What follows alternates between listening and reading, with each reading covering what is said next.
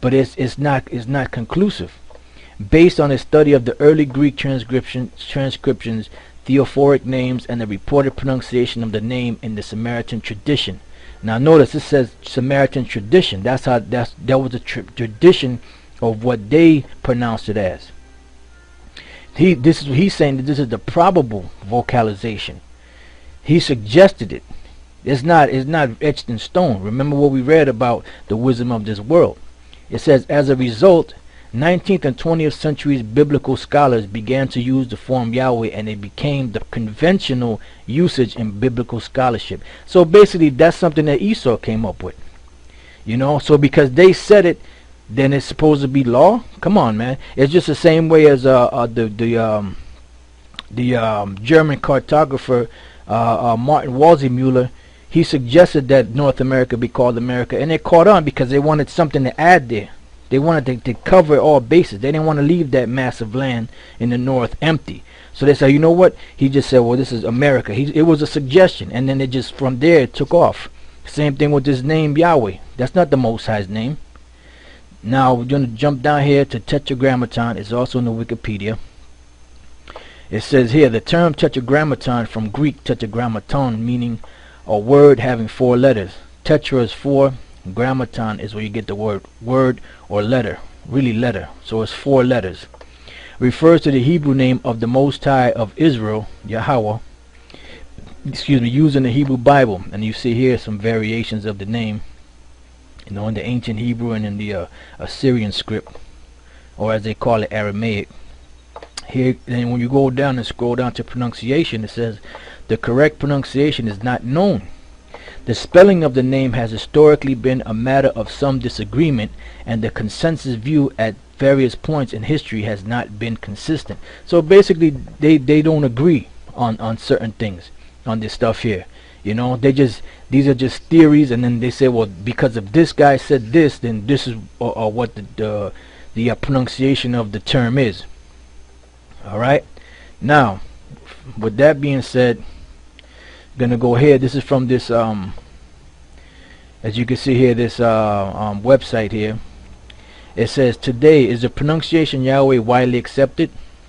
Now, there's 2 main sources that these so-called scholars and these so-called people that pronounce the name of the Most High Yahweh go back to, and the 2 main sources is Clement and Theodoret, which is two Jakes that lived, one in the 3rd century, I believe it was, and the other one in the 5th century, AD, if I'm not mistaken on the dates.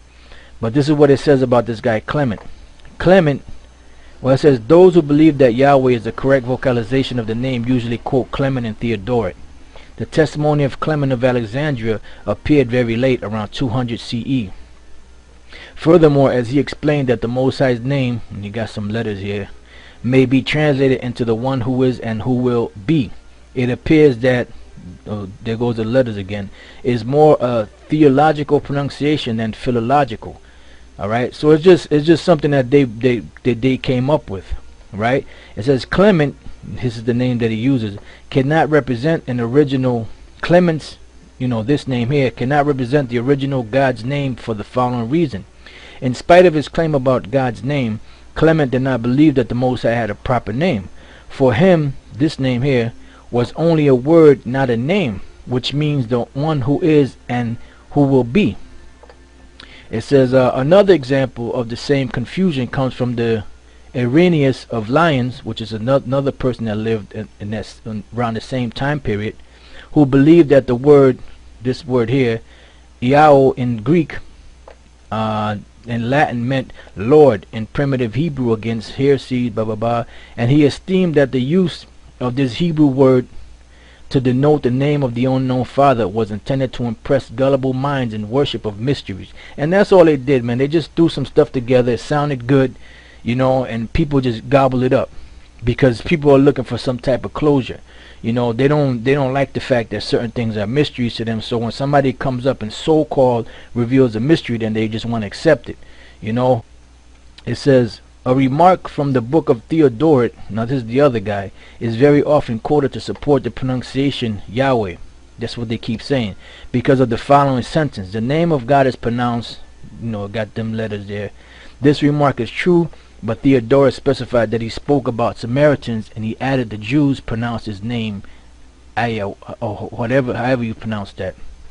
Right? Now, remember what it said about the Samaritans, that the pronunciation that the Samaritans have is basically based on tradition. It says the Greek, which comes from the Old Hebrew Yahu, and the Samaritan, whatever that is, which comes from the Aramaic Yah, are not the pronunciations of the only name, which is the Tetragrammaton here, which is Yahweh.